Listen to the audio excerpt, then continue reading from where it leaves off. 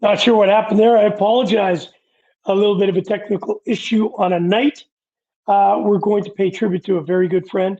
And also, we're going to talk a little bit about the NHL and, of course, the playoffs that are coming up. Unfortunately, we lost a very good friend, and Sammy's going to be joining me in a second. And we were kind of not only shocked by it, but also it gave us an opportunity to reflect on ourselves and our friendship with this young man. And we will not only pay tribute to him, but one of the things that he loved was hockey, ice hockey, as Australians would say it. So, in Aussie style tonight, we're going to talk a little bit about the playoffs, and then we'll have an opportunity to pay tribute to a great man and also have one of his very dear friends join us. All right, ladies and gentlemen, boys and girls, Aussie style. Sam, what's going on? Hey, Gouche, how are you? Bit of a somber one today, and rightfully so. Well, I'm not sure it's going to be somber. I don't think Norbert would want us to be somber, so I think we'll keep it upbeat and, of course, talk a little bit of hockey before we, pay a little bit of a tribute at the end of the show to a very, very incredible man, somebody that I got to know over the last 5 years with the Ice Hockey Classic. And because he was all hockey, we're able to talk about ice hockey tonight. Listen, Boston up against Washington Capitals tonight, 2-2 going into overtime. So I don't want to hear what the score is because I'm actually taping it, and I will let Norbert upstairs know that the Boston Bruins and the Washington Capitals are playing an incredible game. He's probably up there watching it anyway. So, Norbert, come on, he's in the box seats. He'd be in the box seat somewhere for sure. Well, no, he's probably on the ice fixing up for a big game up there right now. Yep, or he's backstage getting the Zamboni cranking or getting the ice chisel ready to get down the boards. One of the many hats he wore, hey? Yeah, well, he wore many. Listen, let's chat a little bit about the NHL playoffs, of course. It's a big time. Obviously, we'll go through it a little bit. Your Pittsburgh Penguins are going up against the Islanders. The Washington Capitals started tonight, obviously, against the Boston Bruins. There is no score that has decided the game yet, as it is 2-2 going into overtime. Colorado, St. Louis, Vegas, Minnesota. Of course, on that side, I know that they're going to juggle everything once they get through it. Toronto, Montreal, Edmonton against the Winnipeg Jets, Carolina Hurricanes, who some think are the favorites, Nashville, Florida, and Tampa Bay, the first time ever that there's a orange series, because obviously Florida is known for its oranges. So let's get into it right off the bat. We will talk a little bit about, let's go to the Pittsburgh Penguins and the Islanders. That's your team. Obviously, you're looking for big things. They added Jeff Carter. Obviously, Crosby is playing as well as you could expect from an old wily veteran. The only, obviously what Jeff has done, Carter has really added a new dynamic. Won Stanley Cups, understands what it's needed to be done. In the dressing room, I think he'll be a true leader, as is Crosby.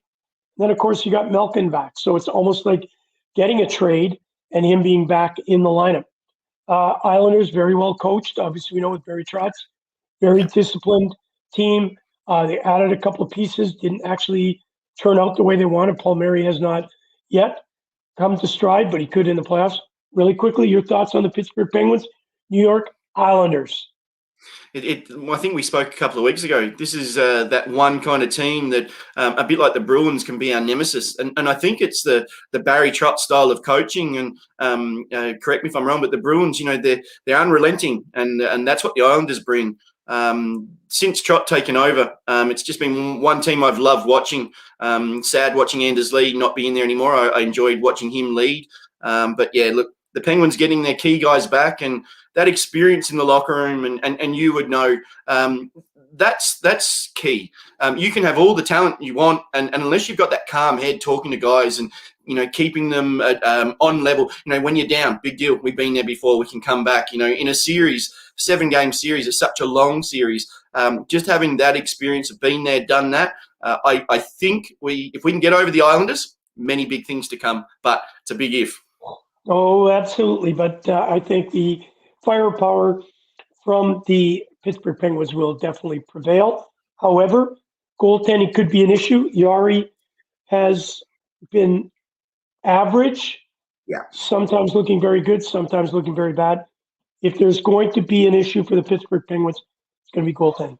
All right, Washington, Boston. Nobody thought that that this was going to be an easy series, and it wasn't. Very, very well played hockey right at this moment.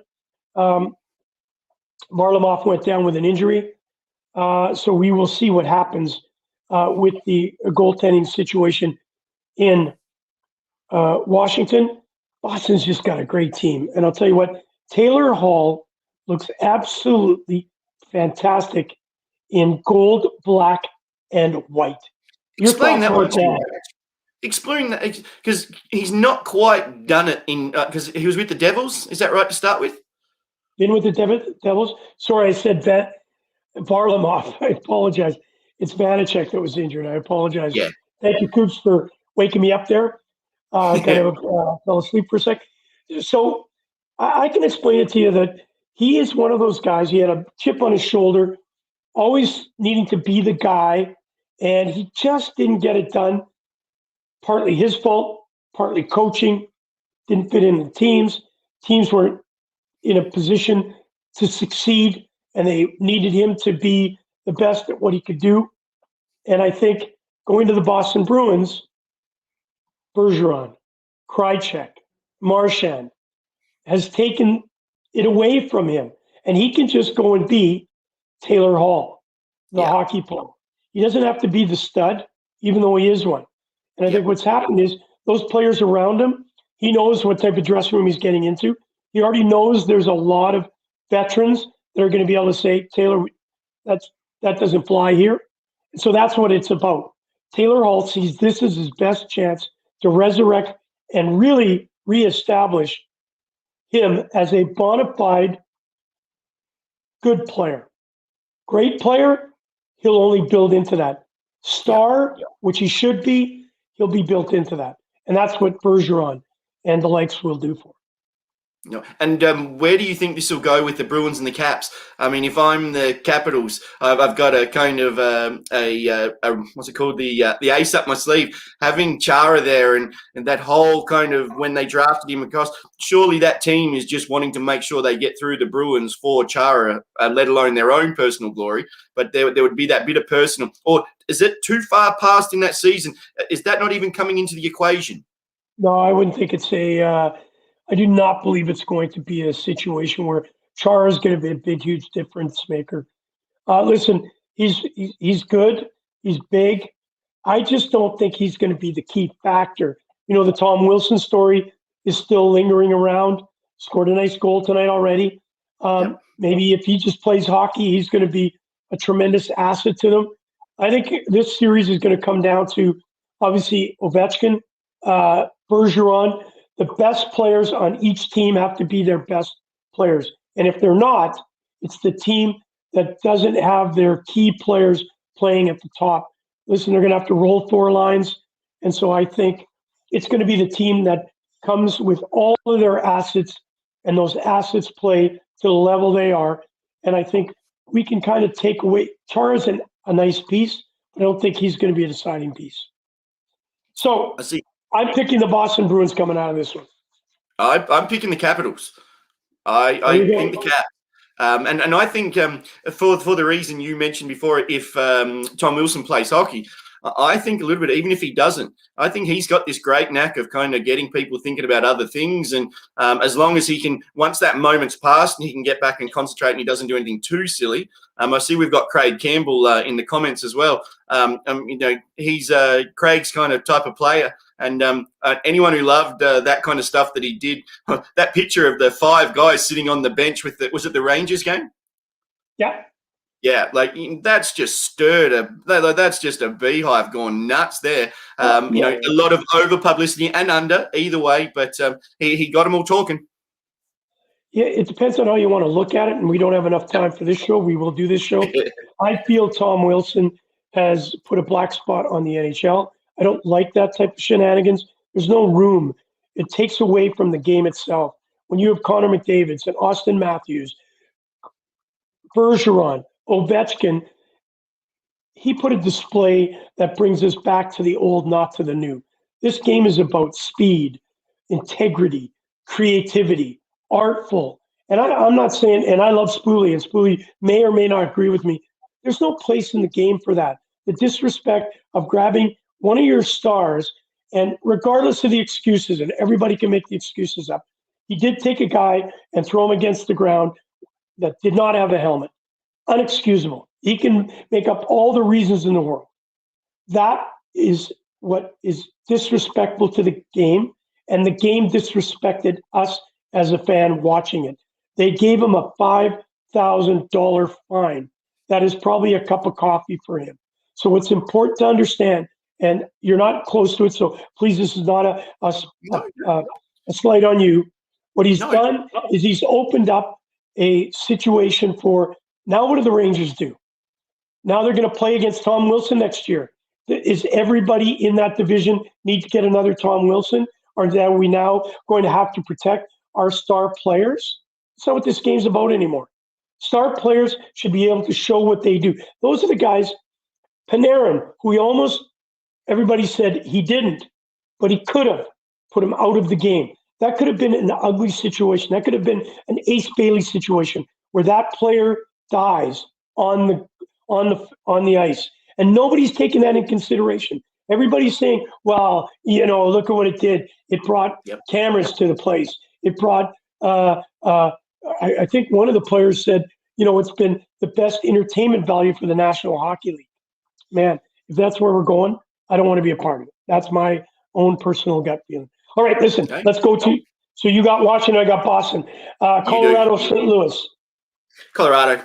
I know St. Louis are coming off a big season last year, but wow, Colorado look amazing. And it was Ian Cole before he got traded early in the season talking about their lineup and the many lines that they're going to be rolling, and it is. And I just think they're going to get better and better as this playoff series goes on. So Colorado for me.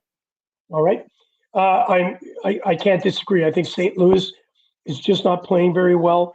I don't think Mike Hoffman looks good at this moment. Ryan O'Reilly's picked this game up. I just don't think they're there right at this particular moment. Yeah. And I think Colorado's just got too much firepower. McKinnon is injured. Is he, lower body? They say he's a game time decision. Let's see where that takes it. All right. Vegas, Minnesota. I just think Vegas, sure, just because of their goaltending. The more I've kind of learnt about this game and hearing from people like Rosie, yourself, if you don't go in with solid goaltending, you're going in with a massive hole. And that's one thing they've got, and that experience you're talking about with, being there, done that, won it, Fleury's done there, and that locker room experience, let alone the firepower they actually have on the ice. I think they're exciting, very exciting. Hey, listen, Craig Campbell, thank you for posting this. He had taken his game to a new level and then dropped the ball. Agree, mate. It wouldn't happen again. He's had the word. I almost agree with what Craig's saying there. We'll get back to the game, the Vegas, Minnesota. I think some of the boys in the locker room probably went to him and said, hey, Tom, please, come on. We don't need this fanfare. The game is great. Keep it great. We're going in the playoffs. We don't need the distraction. Go out and play. And he did that. Scored a nice goal. Compliment. He hasn't done anything to make himself look as it is here. It was embarrassing. Like incredible what he did for the game itself. All right, I'm seeing overtime alert. I don't want to see what the score is. Let's move on to Vegas. Arizona's calling it Vegas. Toronto, Montreal. Look, I'm going this one for my heart sentiment, and this is for a beautiful young lady called Tony Meal. I'm going for Toronto. Well, I don't think it's your heart; it's also your head. The Toronto Maple Leafs are a far better hockey club than the Montreal Canadiens. The only way this series is a series if Carey Price comes back and plays like the Carey Price last year in the bubble, or from 3 or 4 years ago. He hasn't had that yet this season. He's had a bunch of injuries coming off a concussion. He has been skating.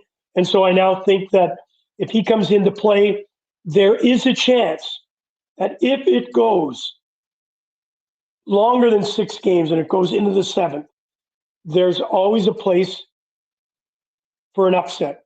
There's an upset in Vegas waiting. I think Minnesota's one of those teams that could just surprise them. It could go 7, and anytime you go over 6, that team that is not supposed to be there starts to believe in themselves, and that's where the Montreal Canadiens come. So I have a 1A, 1B. 1A is clean sweep, Toronto's firepower.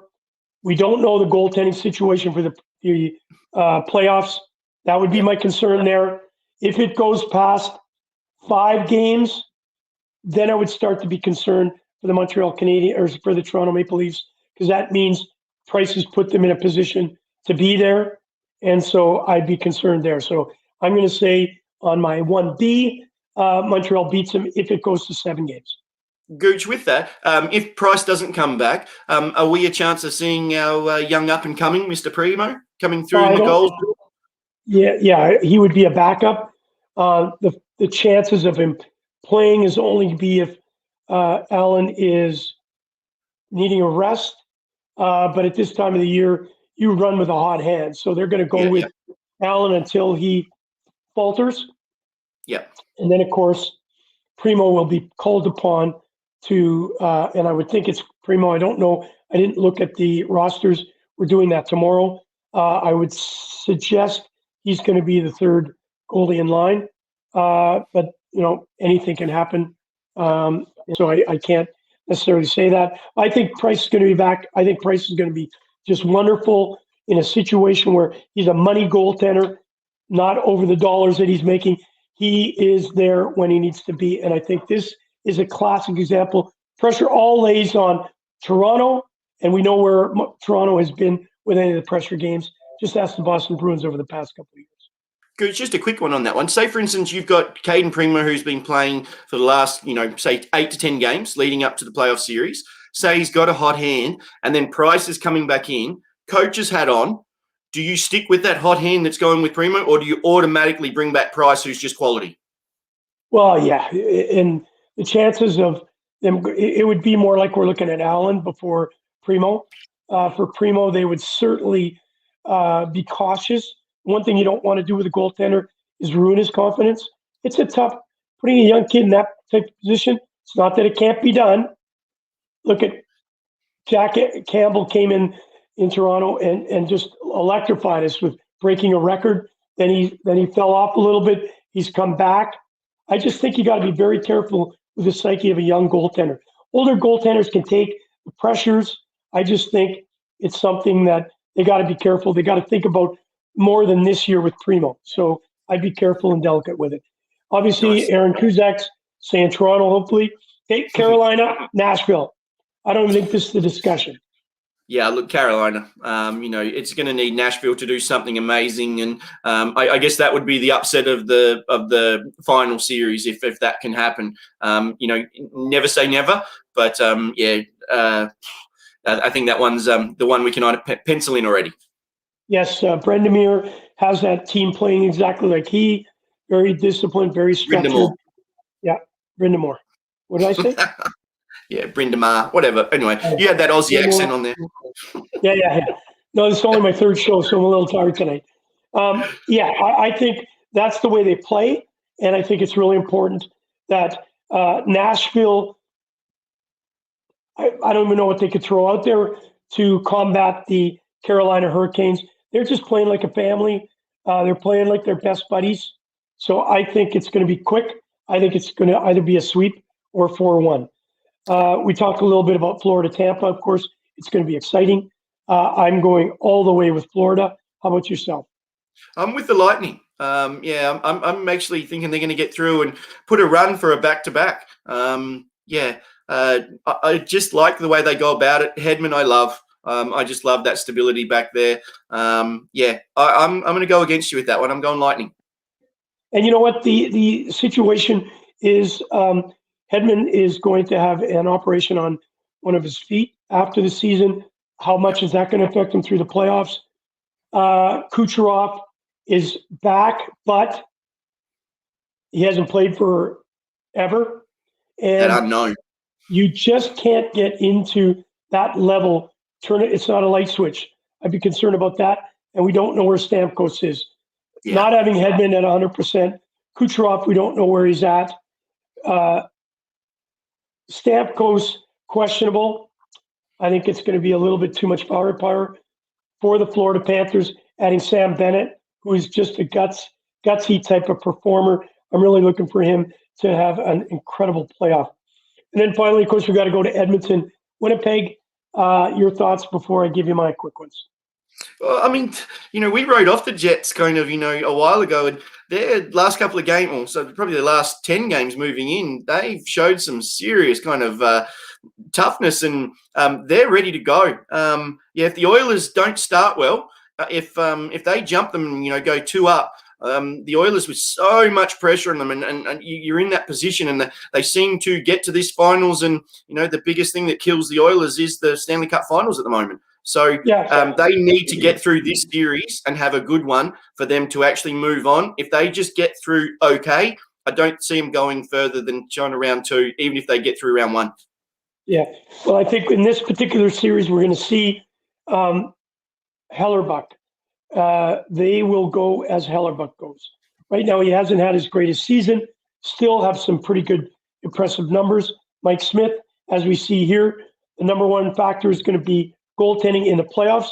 And when you think about that for a second, you obviously have to think that when you have a goaltender of the quality of a Hellerbuck, the only person that's going to get in the head of Draisaitl and McDavid is going to be him. There's nothing else the Winnipeg Jets can do to stop those two. He's had a feast against the Winnipeg Jets. So if Hellerbuck can get to the play that he was last year, and somebody said, what if? People can't live with what ifs. Yeah. Say what if? What if we clean the slate? And the one thing about his demeanor is, after a 7-1 loss this year, he was asked by the press, well, what do you think? I didn't play that bad. He was awful. Yeah. But that confidence showed, you know what, don't count him out, because he's one of those goaltenders. And Coops, when we bring him up, he can tell you, as a goaltender, you got to forget 30 seconds after you've let a goal in. You got to forget 30 seconds after a loss, and you go forward and think about the next save and the next win. So I'm going to do this one. I think it's going to be the 1A, 1B. I think the Edmonton Oilers will beat the Winnipeg Jets if Hellerbuck does not stand on his head, and if Connor McDavid doesn't fire on all cylinders just like he is right now. He had 14 points in 5 games to end up with 106 points. He's a machine. And so I think that's the only way they get through. So much pressure on the young man. He's got to perform in a playoff. He's got to win a cup. Otherwise he's just one of those great players that did a lot of great things. That ring or the cup, that's the cherry on top of the career, and he needs a few of them because he's good enough. Yes, sir. All right, listen. Enough about the NHL. We will get back to that next week. Let's obviously. It's a night where I know that Norbert, who we lost, his funeral's next Friday. Obviously, I can't be there. I would love to be there to pay tribute to a wonderful man. And I knew that we wouldn't get a chance to do this before the funeral. So I thought it important for all of my family, all of Jeff Armorall, Paul Kempfer, O'Neill, some of my people over here that aren't going to get a chance to say goodbye in this night. We have the opportunity to do that. And we brought on Cooper, who is one of our family. He was part of the family. And I think in any time that you lose somebody, especially this young, you can't always, he'd want us to celebrate. I don't think Norbert would want us here to cry, because that wasn't him. He would want us to laugh. And one of the things that I think was very him was Norbert would have always wanted a laugh session. That's for sure. There's our buddy that hung with him quite a bit, obviously over in Sydney when we had all that fun that went on. And then he would drive the Zamboni. He would clean up the ice. He would fix a hole in the ice. He'd fix a hole in the piping. He'd clean up the glycol. He would do anything to make the ice the best, as he's done in Adelaide under extreme circumstances until, of course, the takeover from the Agile group, and of course with JB doing a job of refurnishing that building. And then, if anybody knew, I knew him best. He was a jokester, and one day he drove a forklift into a container. He was really tired, and you should have seen the fun that we had trying to smash that forklift back into its original situation, which we couldn't, and it ended up costing us a couple of $100 to fix. But it was not about the injury to the forklift. It's how much fun we had laughing about it. And so that's what he was all about. So as we pay a little bit of a tribute, I think it's important to watch this and get to know the man that all you know.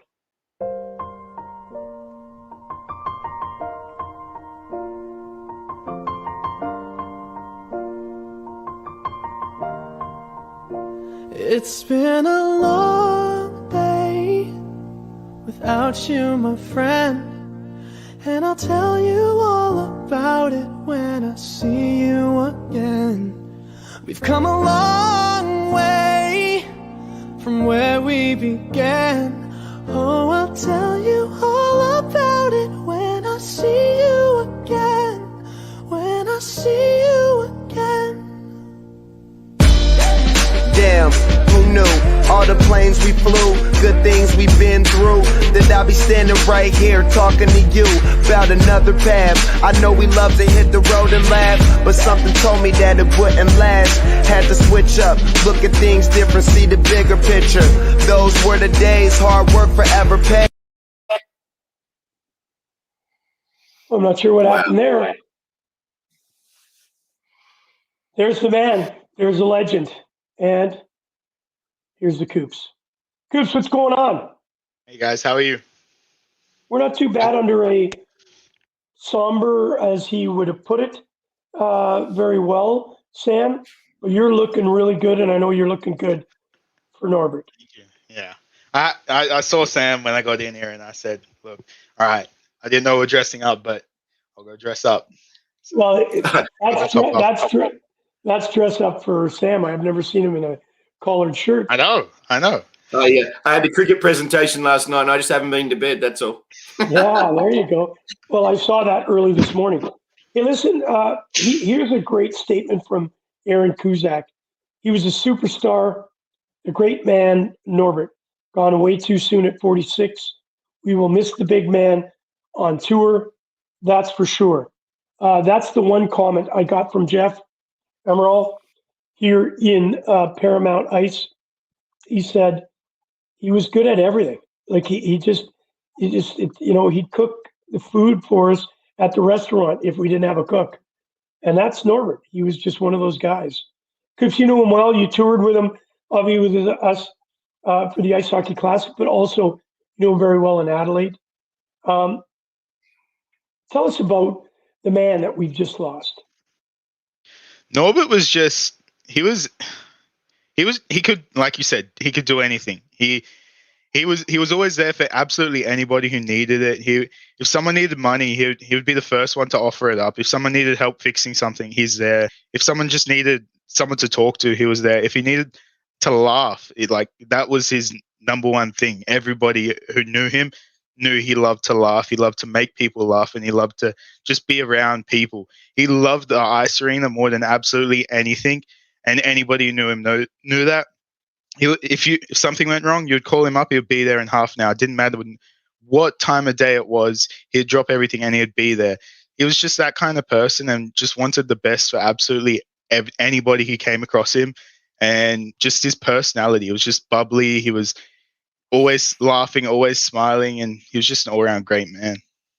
Well, I got to know him about 5 years ago, and every time I came to the ice rink, he always had a joke.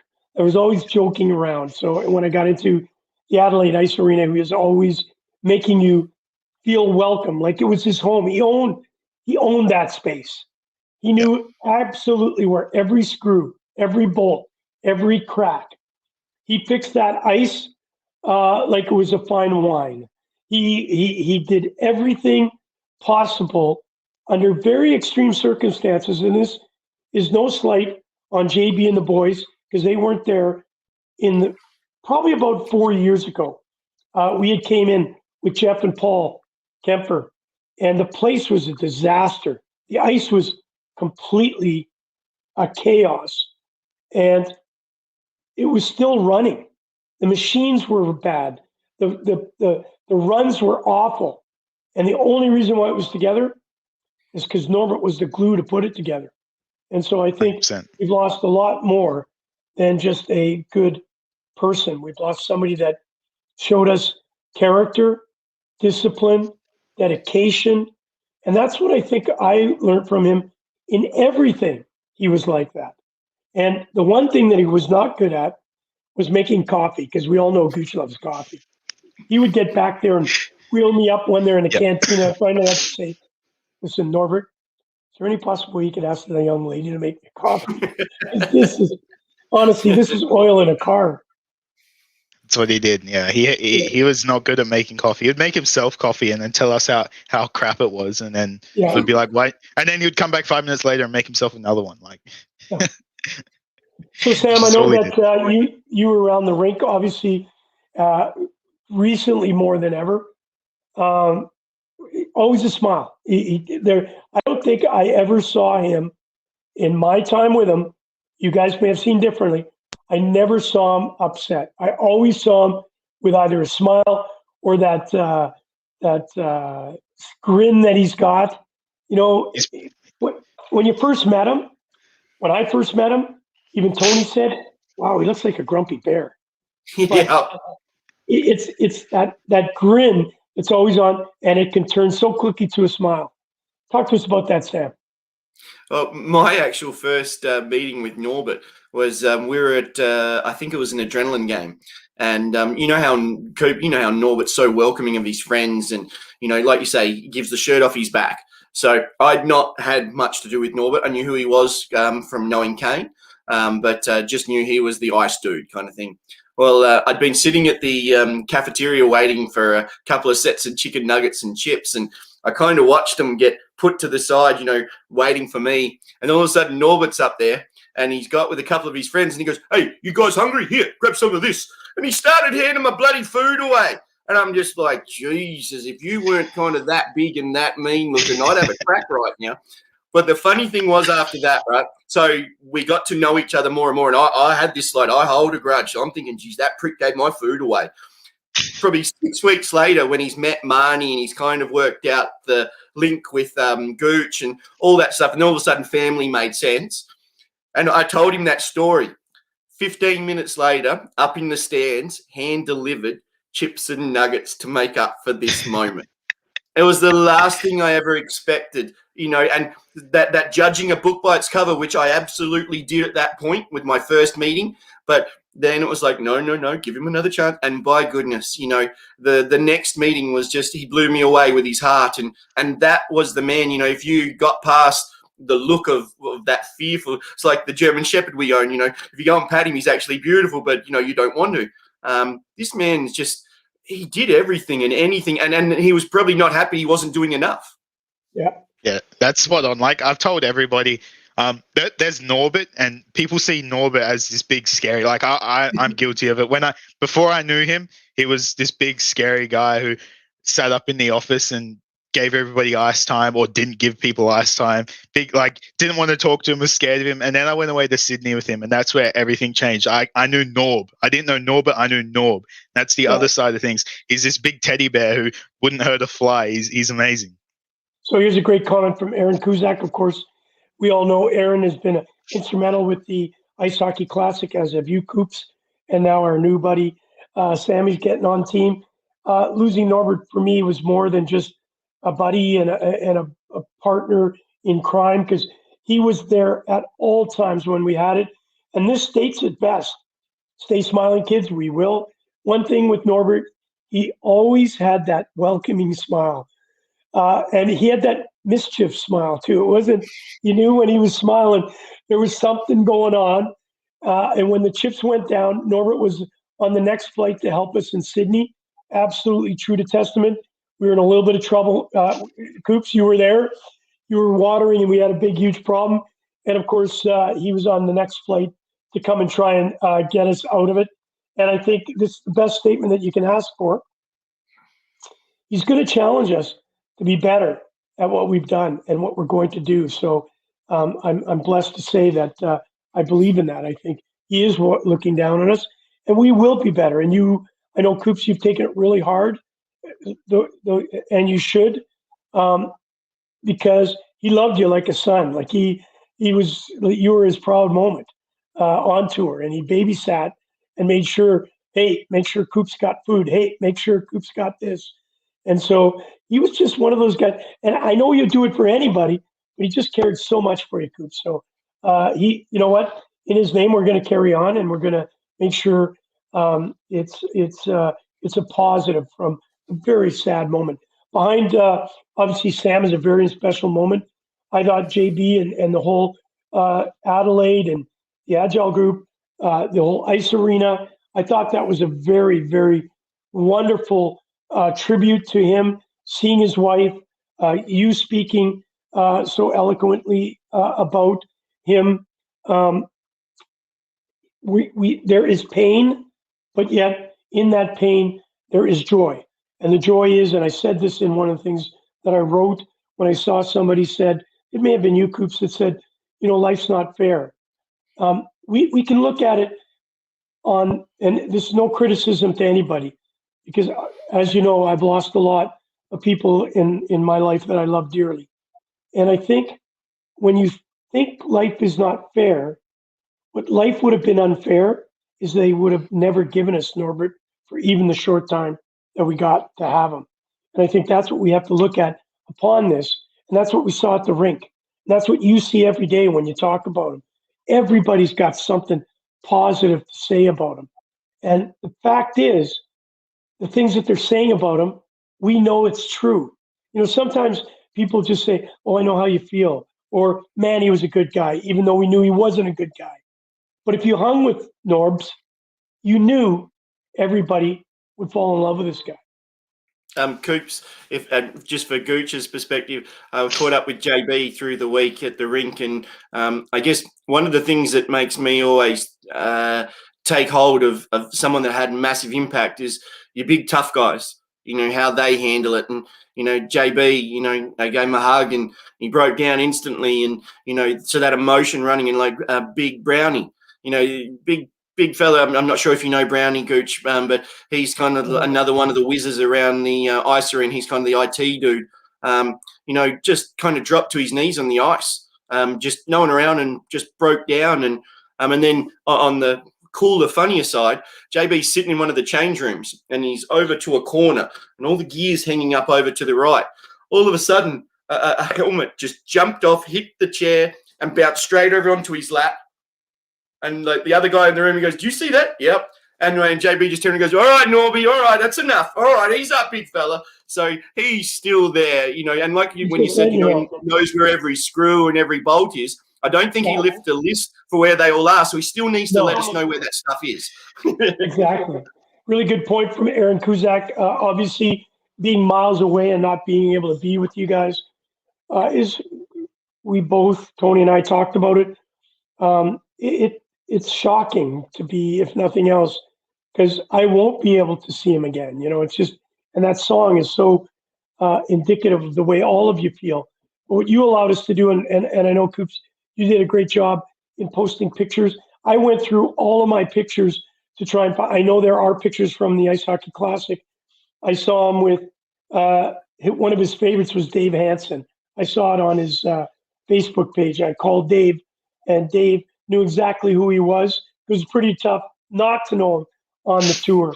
And the thing is that the pictures and those videos that we've seen have allowed us, for the people that didn't know him, got a chance to see him in a very quick moment. And it's been awesome to watch that. And all the tributes that are coming in and people saying the things that they're saying, just as a testament to how wonderful the guy is. And the hard part about this is that he will always be with us. And I mean that in the sense, as years go by, the pain will lessen. It'll never go away, but the pain lessens. But every time you step on that sheet of ice, you know he had a huge part of making it and being there. And now he's passing the torch. And I know, Coops, you're going to be one of those guys that from him were able to gain the understanding of ice and driving the Zamboni and being able to do what you now do. And so I think we want to thank Norbert for giving us the opportunity of being around us, but he also gave so much more. Coops, if you could say a couple things about Norby that maybe the average person doesn't know, what would they be? Like if you could tell me, not knowing who Norbert is, from your eyes. Norbert, that's a tough one, but in saying that, is Norbert was someone like he just wanted to help. Like if you were not doing well, not coping or something, Norbert just wanted to help. He wanted to get you better. He wanted to teach. He wanted everybody to be on he just wanted a family together. Like that's one of the biggest things he wanted. He just wanted a massive family, especially for all us at the ice arena. Like every single one of us, this has brought us so, so close. And I know Norbert's watching from above saying like, that's perfect. That's what he wanted. That's the whole time. And he wanted us all to be together. And as soon as we found out on, I think it was Sunday, not the one just gone, the one before, every single one of us, like even past, present employees of the ice arena, we all went there. We all hung out together for hours just at the ice arena, just hanging out, being around each other, being together. And then we all went out back to one of the boys' houses and we hung out more and stayed the night. And then we went out for breakfast together. And it's just that massive family culture that Norbert has created for us. And you can even see it in the photo behind Sam there. It's just like Ice Hockey SA is just a massive family, and a big part of that is because of Norbert. Yeah, and the other thing that you can say about Norbert, one of the things I learned through the tours, having been involved, he always learned. He was never the one to say, hey, I know everything. He was always asking questions.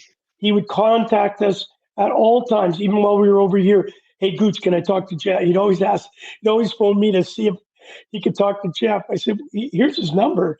Phone him directly. And so nobody would ask questions about, and in his, again, none of us knew this was coming. It was a shock. On the Thursday morning before he obviously was hospitalized, I was on the phone with him, and we had talked about the installation for the new floor that they're putting in. And how would you even know that would be the last time you speak to the person? And so he had hung up the phone, and he had sent me a text right away saying, can I speak to John Burley tonight? And he's already got John Burley's telephone number. So again, he was like asking me for permission. And I'm thinking, Norby, I can't help you. I have a tough time putting the ice in my drink. I can't certainly make it. And so that's the type of guy he respected. I don't want to call it authority, but he took me as a figure of authority because I ran the Ice Hockey Classic and he helped us. And so he'd always want to make sure that I wasn't thinking he was going behind my back, which I knew he would never do anyways. And so that's the thing that really was intriguing. He was so confident and so able that he also wanted to continue on learning.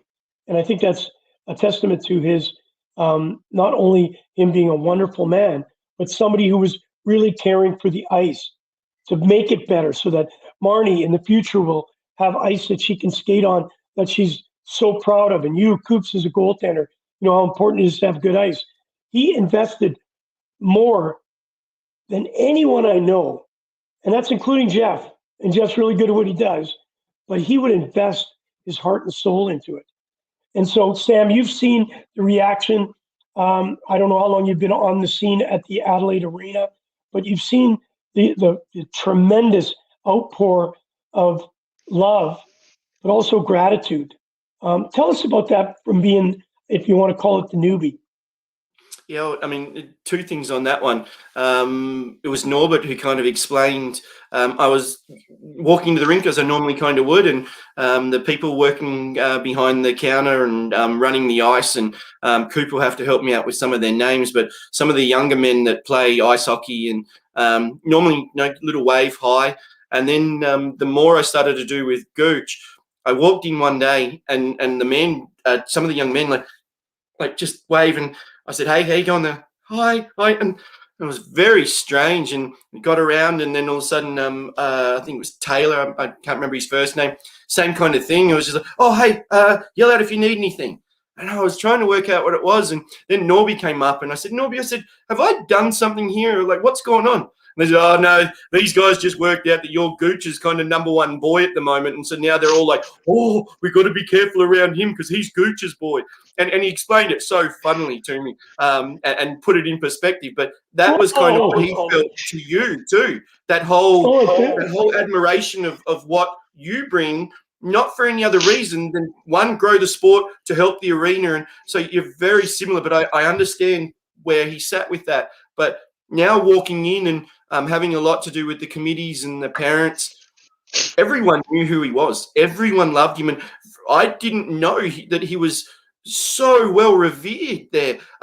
Kids, parents, all little groups, and you get in there and they say, "How you guys going?" "Yeah, we're just discussing Norby and stuff." And they tell their favorite Norby story, and probably one of mine is Coop walking through and him asking, "Where's your boyfriend?" and stuff like that. And those jokes that we're probably not primed for our kind of time slot at the moment, but they were the Norby jokes that if he saw you with a face that wasn't normal, he wanted to make it better.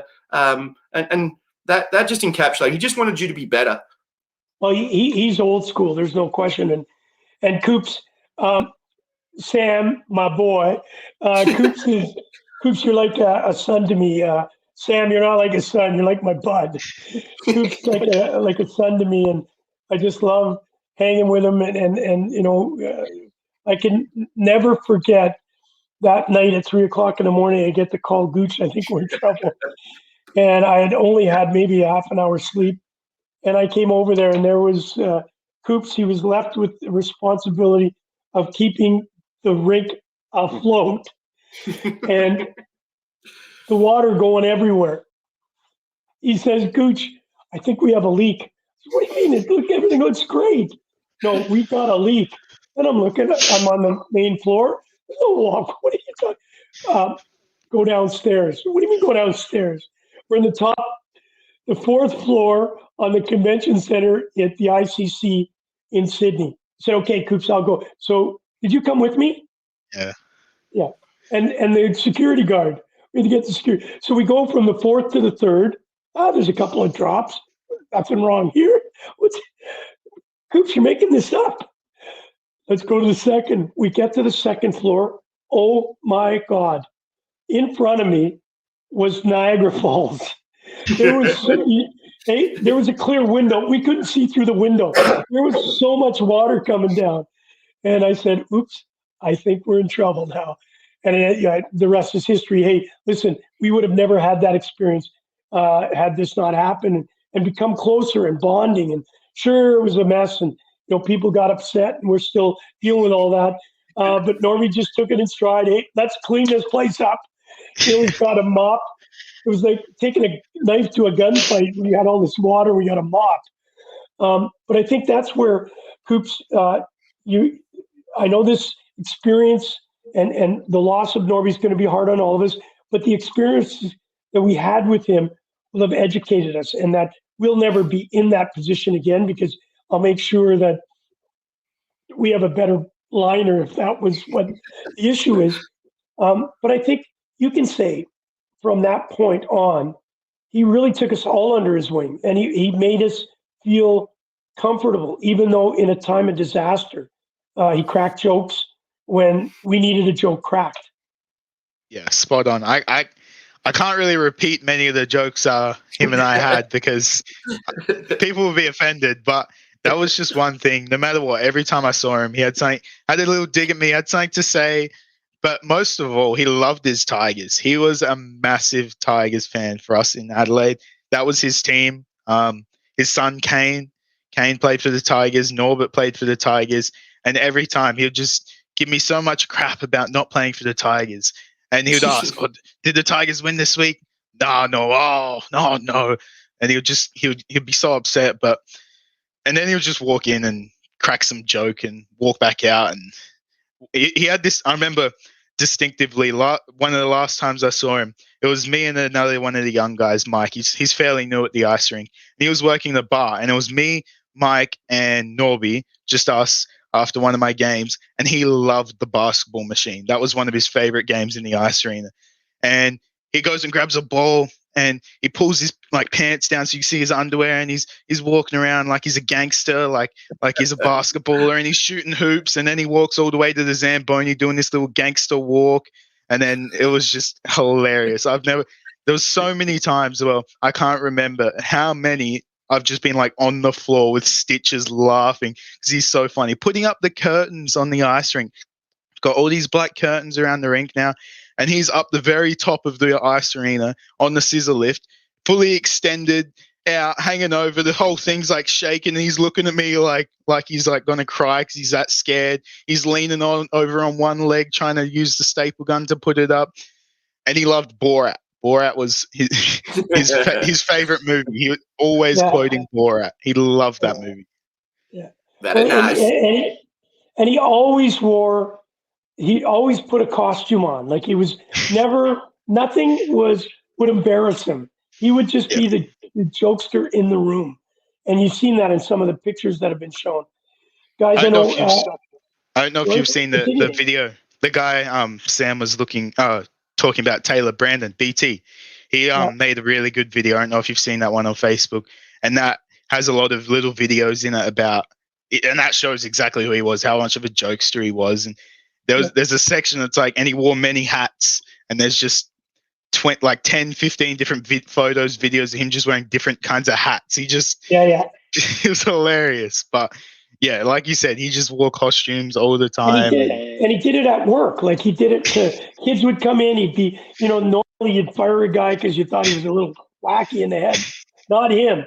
He would just make you laugh and smile. And that's what this whole time needs. We need to laugh at ourselves. And Normie would do that. Normie would allow himself to laugh at himself. And so if you can learn to laugh at yourself and not take life so seriously, and that's what he did to me. He would make the job not feel like a job. He'd feel like it's just another day hanging with his buds.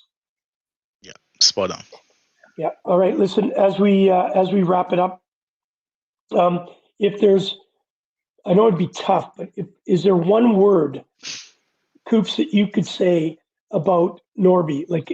If you wanted me to remember Norby for the rest of my life, well, what word would you say about Norm?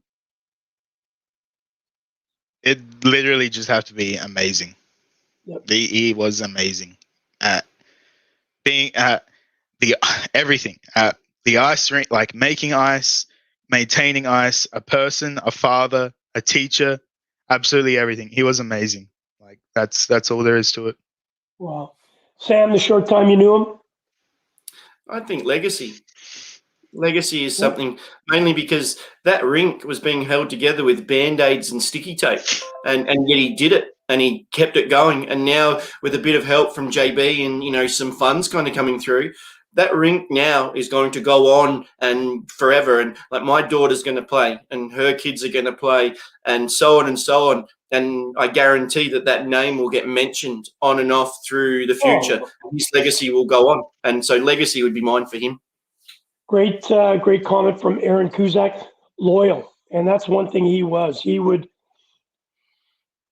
stand up to anybody. If anybody said something negative about me, I know he would be the first one to stand up and shout. And Darren Numbers, how are you, buddy? Yes, we're very proud of Coops too. You've done a great job, kid, being strong for not only your family but their family.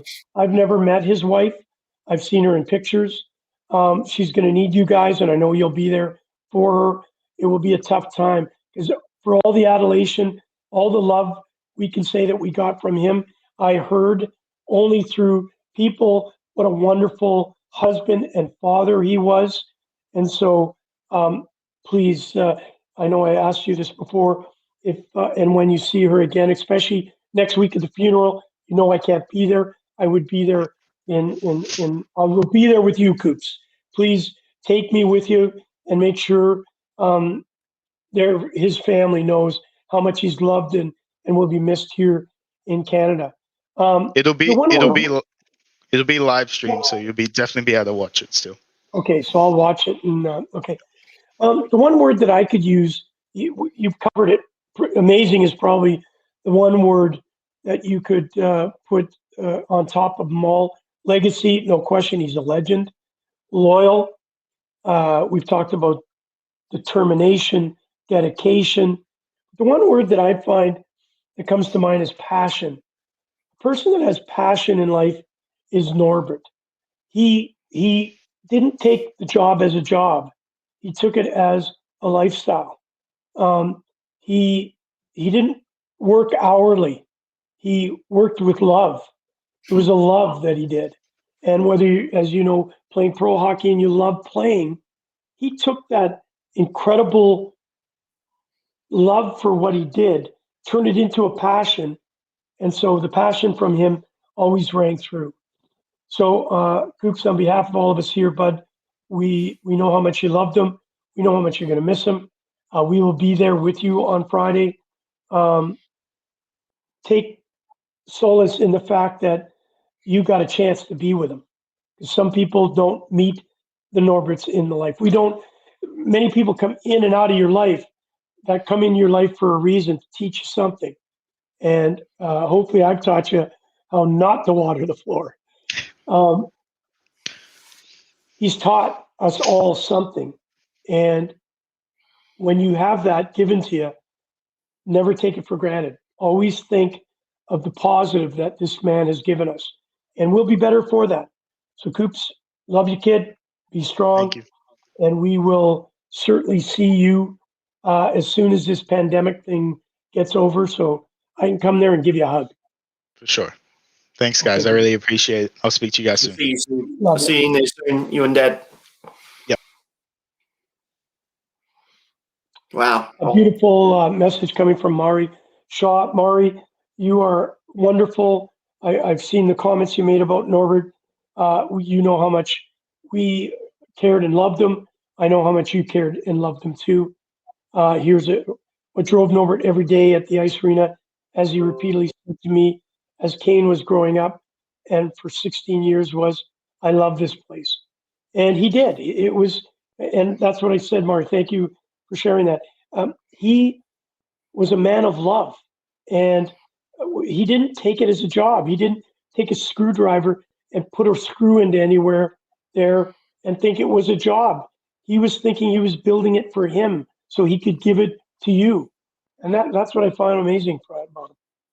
And one more thing, Mari and the Ice Factor group have a big dinner coming up in the near future. So anyone that wants to attend that, it's you have to wear something silver, I believe, as like a Stanley Cup theme. But Mari and Sammy and the rest of the group, Rob Shepherd, all the guys, they do an amazing thing there. And just one more on Norbert, a shout out to Kane, who is overseas. He's not here with his family going through all this. He's having to live it virally through Facebook and phone calls. And I touched base with him the other day, and yeah, that's the one thing that's really hurting, not being back here with Mum Oshie and everyone. And but sending my love out to you, Kane, and to your partner and everyone.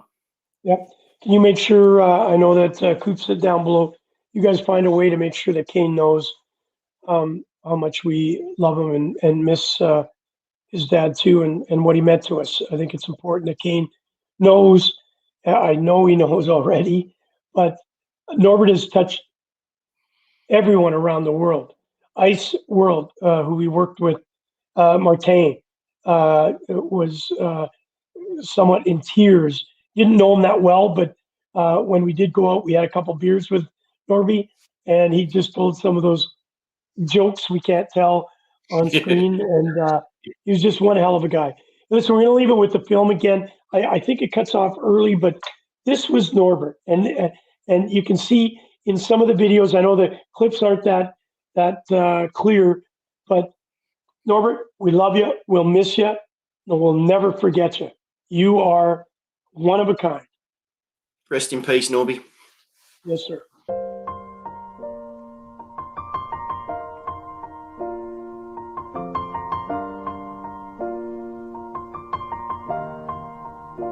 It's been a long day without you, my friend, and I'll tell you all about it when I see you again.